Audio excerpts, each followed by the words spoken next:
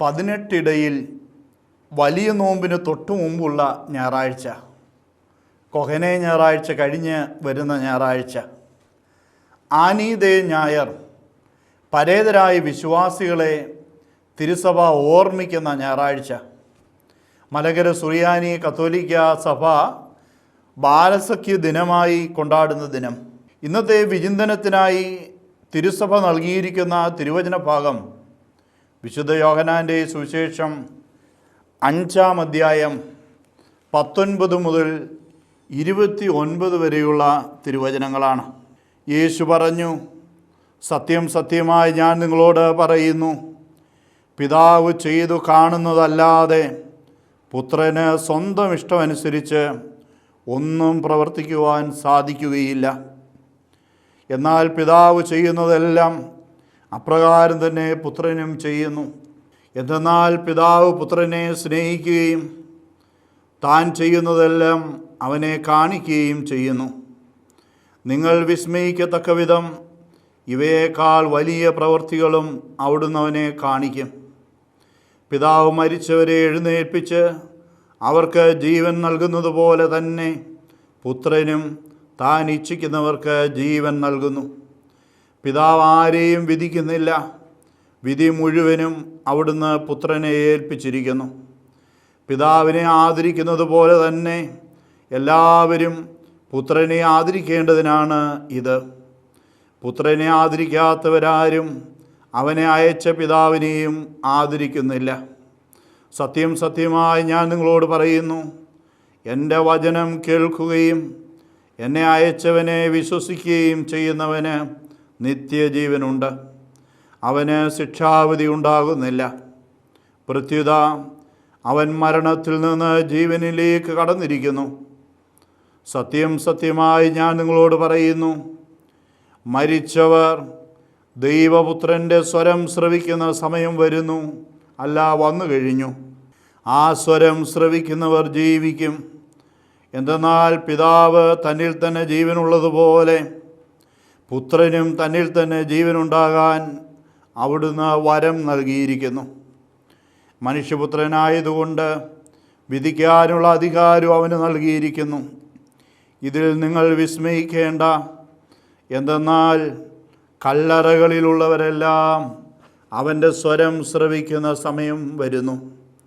അപ്പോൾ നന്മ ചെയ്തവർ ജീവൻ്റെ ഉയർപ്പിനായും തിന്മ ചെയ്തവർ ശിക്ഷാവിധിയുടെ ഉയർപ്പിനായും പുറത്തു വരും. ദൈവമേ, സ്തുതി നിനക്ക് യോഗ്യമാകുന്നു. ബാറിക്കുമോർ.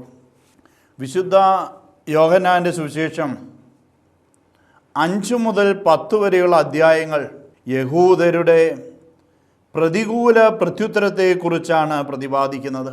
ശാബത്ത്, പെസഹാ തിരുനാൾ, കൂടാര തിരുനാൾ, പ്രതിഷ്ഠാ തിരുനാൾ എന്നിവയുടെ പശ്ചാത്തലത്തിലാണ് യേശുവും യഹൂദരും തമ്മിലുള്ള സംവാദത്തിന് കളമൊരുങ്ങുന്നത്. യഹൂദരുടെ ദൃഷ്ടിയിൽ യേശു വലിയ 2 തെറ്റുകൾ ചെയ്തിരിക്കുന്നു. ഒന്ന്, ശാബത്ത് ലംഘിച്ചു. യേശു ബേത്സയിദയിലെ തളർവാദ രോഗിക്ക് സൗഖ്യം നൽകി. 2, യേശു ദൈവത്തെ പിതാവ് എന്ന് വിളിച്ചു. എൻ്റെ പിതാവ് ഇപ്പോഴും പ്രവർത്തനനിരതനാണ്, ഞാനും പ്രവർത്തിക്കുന്നു. യോഹന്നാൻ്റെ സുവിശേഷം 5-ാം അധ്യായം 17-ാം തിരുവചനം. സൃഷ്ടികർമ്മത്തിനു ശേഷം 7-ാം ദിവസം വിശ്രമിക്കുന്ന ദൈവപിതാവ് രക്ഷാകർമ്മത്തിൽ വ്യാപൃതനായിരുന്നു. ശാബത്തിലും യേശു ദൈവപിതാവിൻ്റെ രക്ഷാകര കർമ്മത്തിൽ തുടരുന്നു, അല്ലെങ്കിൽ രക്ഷാകര കർമ്മം തുടരുന്നു. തുടർന്നുള്ള യഹൂദ യേശു സംവാദത്തിൽ പ്രവൃത്തിയിലും സ്നേഹത്തിലും ആദരവിലും പിതാവും പുത്രനും തമ്മിലുള്ള തുല്യതയും ഐക്യവും യേശു ഊന്നി പറയുന്നു. 19 മുതൽ 30 വരെയുള്ള തിരുവചനങ്ങളിൽ പുത്രൻ എന്ന വാക്ക് 10 പ്രാവശ്യവും പിതാവ് എന്ന വാക്ക് 7 പ്രാവശ്യവും ഉപയോഗിക്കുന്നു. യേശുവിൻ്റെ അത്ഭുതങ്ങളെ സൂചിപ്പിക്കുവാൻ യോഹന്നാൻ സുവിശേഷകൻ ഉപയോഗിക്കുന്ന വാക്ക് അടയാളങ്ങൾ എന്നാണ്. യേശു തൻ്റെ അത്ഭുതങ്ങളെ സൂചിപ്പിക്കുവാൻ ഉപയോഗിക്കുന്ന വാക്ക് പ്രവർത്തികൾ എന്നാണ്. പിതാവിൻ്റെ പ്രവൃത്തികളിൽ പങ്കുചേരുന്ന പുത്രൻ പിതാവിൻ്റെ രക്ഷാകര കർമ്മം തുടരുകയാണ്. ഇതിലൂടെ യേശു തൻ്റെ ദൈവത്വം വെളിപ്പെടുത്തുന്നു. ജീവൻ നൽകുന്ന പിതാവിൻ്റെ പ്രവർത്തനമാണ് പുത്രനായ യേശുവിൻ്റേതും. യോഹന്നാൻ ശ്ലീഹായുടെ കാഴ്ചപ്പാടിൽ പാപം മരണമാണ്, ദൈവിക ജീവനില്ലാത്ത അവസ്ഥയാണ്. പാപം വിശ്വാസമില്ലായ്മയാണ്. ജീവൻ ഉണ്ടാകണമെങ്കിൽ വിശ്വാസമുണ്ടാകണം. വിശ്വാസമില്ലാത്ത അവസ്ഥ പാപാവസ്ഥയാണ്, ദൈവിക ജീവനില്ലാത്ത മരണമാണ്. യോഹന്നാൻ്റെ സുവിശേഷം 8-ാം അധ്യായം 24-ാം തിരുവചനം, ഞാൻ തന്നെ എന്ന് വിശ്വസിക്കുന്നില്ലെങ്കിൽ നിങ്ങൾ നിങ്ങളുടെ പാപങ്ങളിൽ മരിക്കും. വിശ്വാസമില്ലായ്മ സ്നേഹമില്ലായ്മയാണ്. വിശ്വാസം വെളിപ്പെടുത്തപ്പെട്ട ദൈവസ്നേഹത്തോടുള്ള പ്രത്യുത്തരമാണ്. ദൈവസ്നേഹത്തിൻ്റെയും പരസ്നേഹത്തിൻ്റെയും പ്രത്യുത്തരമാണ് വിശ്വാസത്തിൻ്റെ പ്രവൃത്തി.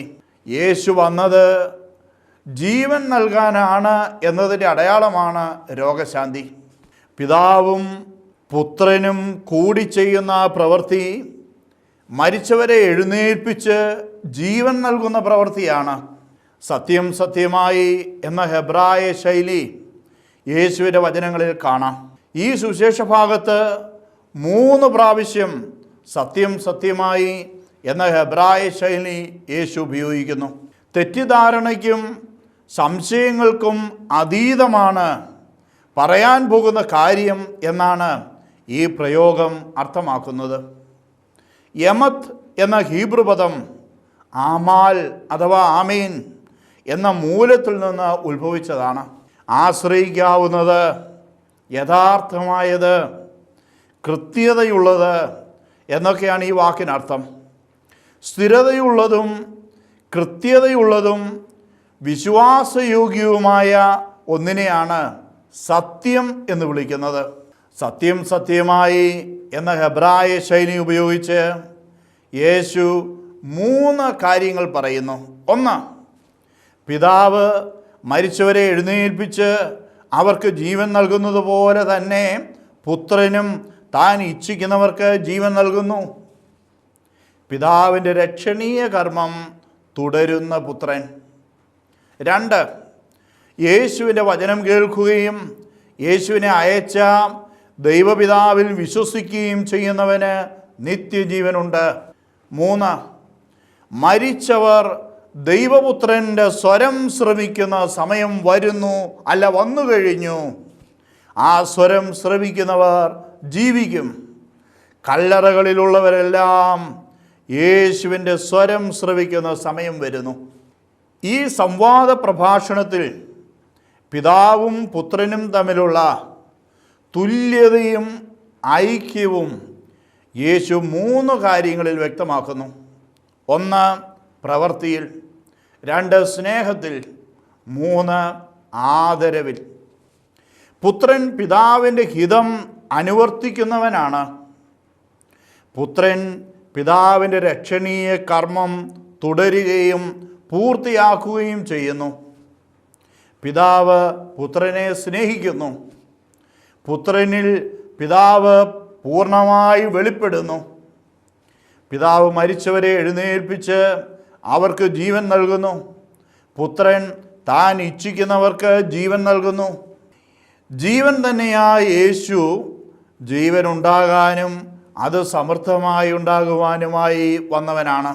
പാപം മൂലമുണ്ടാകുന്ന മരണത്തിൽ നിന്ന് ഒരുവനെ ദൈവിക ജീവനിലേക്ക് വിളിച്ചടുപ്പിക്കുന്ന പാപവിമോചകനും പാപപരിഹാര ബലിയുമാണ് യേശു. മോറാൻ യേശു മിശിഹ, കർത്താവേ, നിൻ്റെ മരണത്താൽ എൻ്റെ മരണം മാഞ്ഞു പോകുവാനായി എന്ന പ്രാർത്ഥന വളരെ ശ്രദ്ധേയമാണ്. പാപം മൂലമുള്ള ദൈവിക ജീവനിലെ മരണം മാഞ്ഞു പോകുന്നത് പാപമോചന കൂദാശകളിലൂടെയാണ്.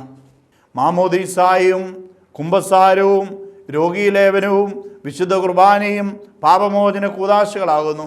പിതാവ് ആരെയും വിധിക്കുന്നില്ല, വിധി മുഴുവനും അവിടുന്ന് പുത്രനെ ഏൽപ്പിച്ചിരിക്കുന്നു. വിധി ഗ്രീക്കിൽ ക്രീസിസ്, അർത്ഥം വേർതിരിക്കൽ എന്നാണ്. പുത്രൻ്റെ വിധി ജീവനും മരണവും തമ്മിലും രക്ഷയും ശിക്ഷയും തമ്മിലുള്ള വേർതിരിക്കലാണ്. ജീവനെയും മരണത്തെയും വേർതിരിക്കുന്നത് പുത്രൻ്റെ വിധിയാണ്. രക്ഷയ്ക്കും ശിക്ഷയ്ക്കും ജീവനും മരണത്തിനും നിർണായകമായി തീരുന്ന ആൾ എന്ന നിലയിൽ യേശു വിധിയാളനാണ്.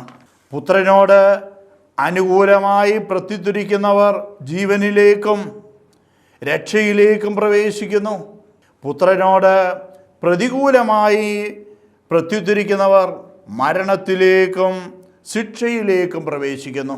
ബൈബിളിൽ ദൈവഹിതത്തിന് തുല്യമാണ് വിധി. ദൈവപിതാവിൻ്റെ ഹിതം അനുവർത്തിക്കുന്ന പുത്രൻ വിധിയാളനാണ്.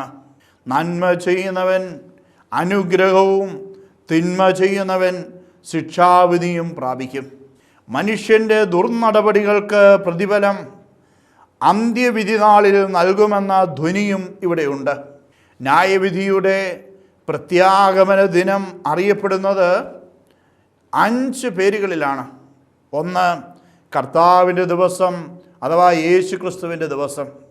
2, ദൈവത്തിൻ്റെ ദിവസം. 3, മനുഷ്യപുത്രൻ്റെ ദിവസം.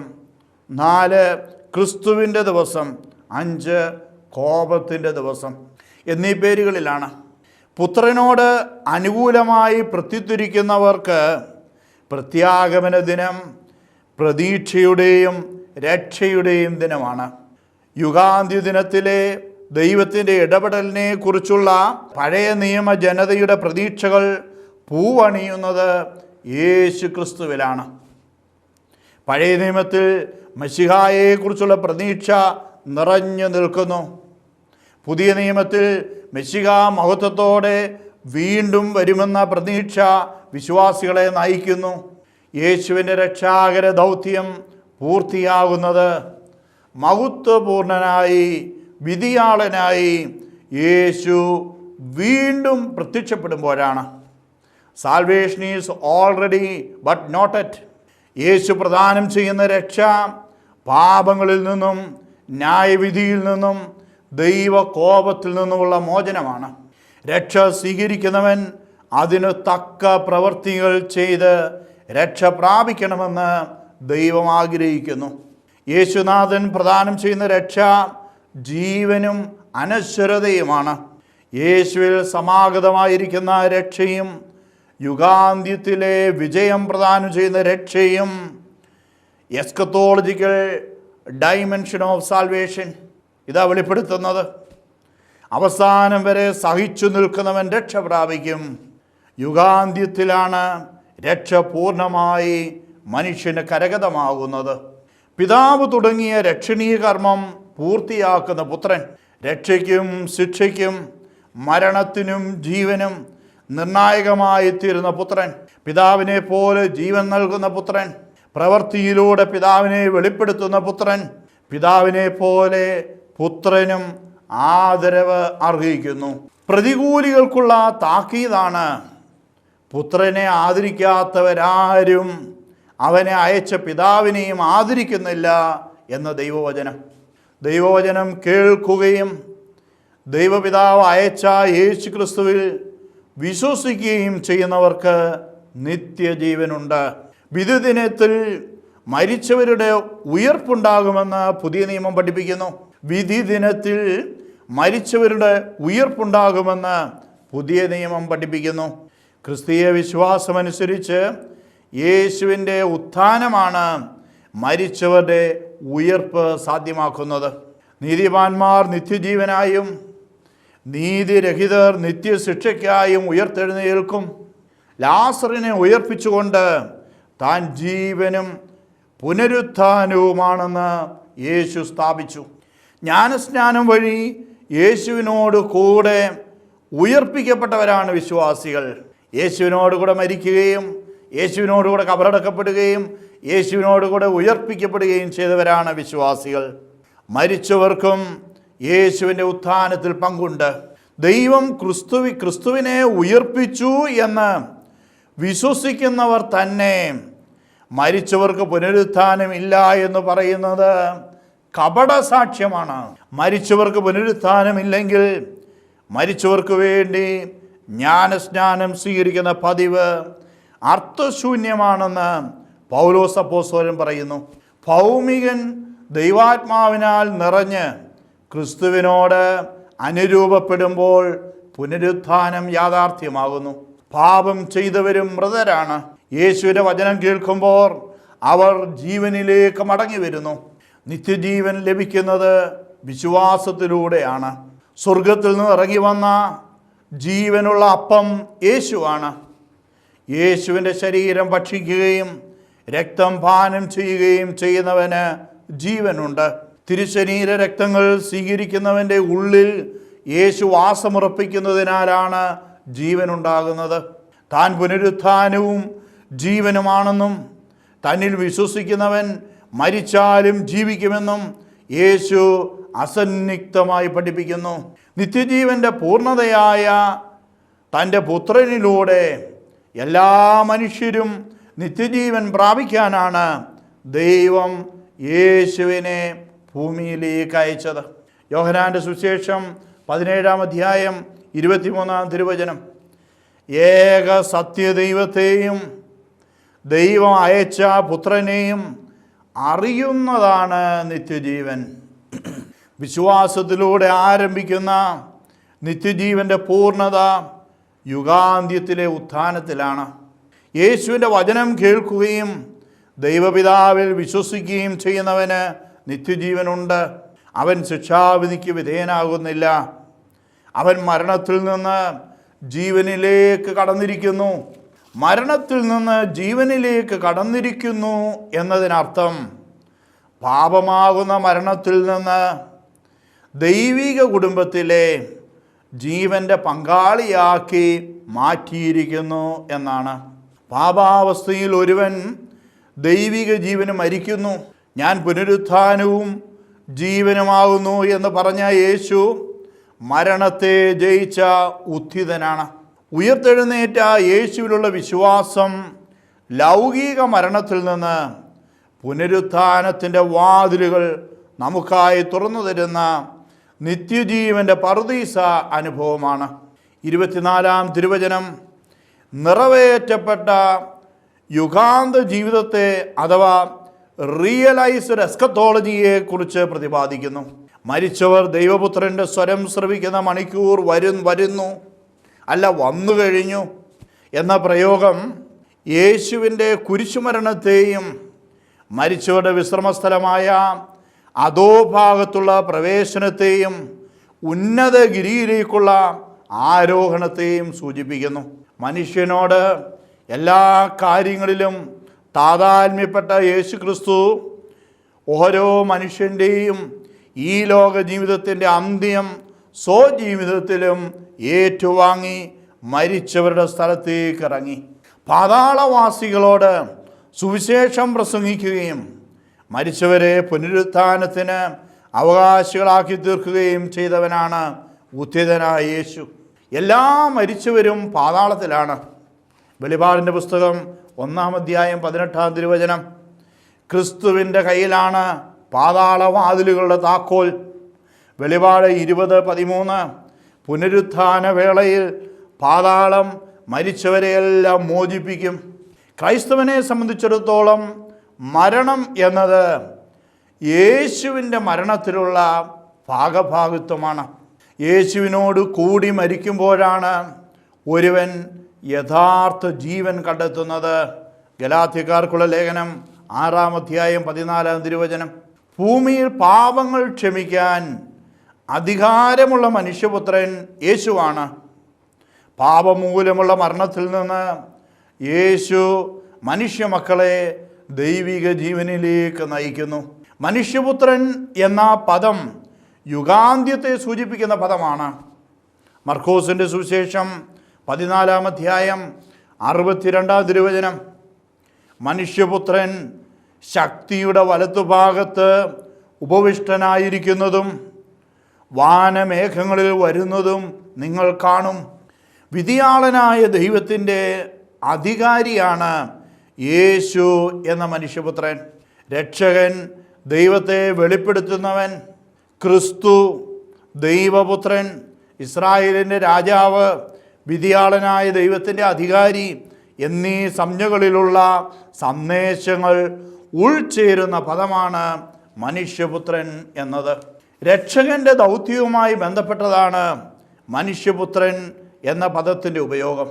ഭൂമിയിൽ യേശുവിൻ്റെ അധികാരം, സഹനം, യുഗാന്ത്യവിധി, യേശുവിൻ്റെ അനന്യത എന്നിവ മനുഷ്യപുത്രൻ എന്ന നാമം വെളിപ്പെടുത്തുന്നു. കല്ലറകളിൽ ഉള്ളവരെല്ലാം യേശുവിൻ്റെ സ്വരം ശ്രവിക്കുന്ന മണിക്കൂർ വരുന്നു. നന്മ ചെയ്തവർ ജീവൻ്റെ ഉയർപ്പിനായും തിന്മ ചെയ്തവർ ശിക്ഷാവിധിയുടെ ഉയർപ്പിനായും പുറത്തു വരും. ജീവൻ്റെ ഉയർപ്പ് സ്വർഗ സൗഭാഗ്യത്തിലേക്കും, ശിക്ഷാവിധിയുടെ ഉയർപ്പ് നരകയാതനകൾ അനുഭവിക്കുന്നതിലേക്കുമുള്ളതാണ്. ഈ യുഗാന്ത്യോന്മുഖതയാണ് മരിച്ചവർക്ക് വേണ്ടി പ്രാർത്ഥിക്കേണ്ടുന്ന കാരുണ്യ പ്രവൃത്തിയിലേക്ക് തിരുസഭയെയും വിശ്വാസികളായ ബന്ധുജനങ്ങളെയും ആനയിക്കുന്നത്. ഭാവിയിൽ നിറവേറുന്ന യുഗാന്ത ജീവിതത്തിൻ്റെ അഥവാ ഫ്യൂച്ചർ എസ്കത്തോളജിയുടെ വിവരണമാണ് 28ഉം 29ഉം തിരുവചനങ്ങൾ. യേശുവിൻ്റെ വചനത്തെ അടിസ്ഥാനമാക്കിയുള്ള ഇന്നത്തെ വ്യക്തി തീരുമാനങ്ങൾ യുഗാന്ത്യ ഭാവിയെ നിർണയിക്കും. വിശ്വാസ ജീവിതത്തിൻ്റെ കേന്ദ്രബിന്ദുവായ യേശു തന്നെ യുഗാന്ത്യ ഭാവിയുടെയും കേന്ദ്രം. കല്ലറയിലുള്ളവർ കർത്താവിൻ്റെ സ്വരം കേട്ടുണരേണ്ടുന്നതിന് ക്രിസ്തു കേന്ദ്രീകൃത വിശ്വാസ ജീവിതം നയിച്ച് കർത്താവിൽ നിദ്ര പ്രാപിച്ചവർക്കായി ജീവനുള്ളവർ സഭയായി പ്രാർത്ഥിക്കുന്ന ദിനമാണ് ആനീദേ ഞായർ. 116-ാം സങ്കീർത്തനം 15-ാം തിരുവചനം. തൻ്റെ വിശുദ്ധരുടെ മരണം കർത്താവിന് അമൂല്യമാണ്. മക്കളുടെ തെറ്റുകൾ ഓർക്കാതെ അവരോട് കരുണ കാണിക്കുന്ന അപ്പനാകുന്ന ദൈവപിതാവ്, മക്കളുടെ തെറ്റുകൾ ഓർക്കാതെ അവരോട് കരുണ കാണിക്കുന്ന അപ്പനാകുന്നു ദൈവപിതാവ്. നമുക്ക് പ്രാർത്ഥിക്കാം. കർത്താവേ, നിൻ്റെ മരക്കുരിശിൽ വെച്ച് വലതുഭാഗത്തെ കള്ളന് കിട്ടിയ നിൻ്റെ വരം തൃത്വവിശ്വാസികളായ മൺമറഞ്ഞ നിൻ്റെ അടിയാർക്കും ലഭിക്കുമാറാകണമേ. പിതാവിൻ്റെയും പുത്രൻ്റെയും പരിശുദ്ധ റൂഹായുടെയും തിരുനാമത്തിൽ ആമീൻ.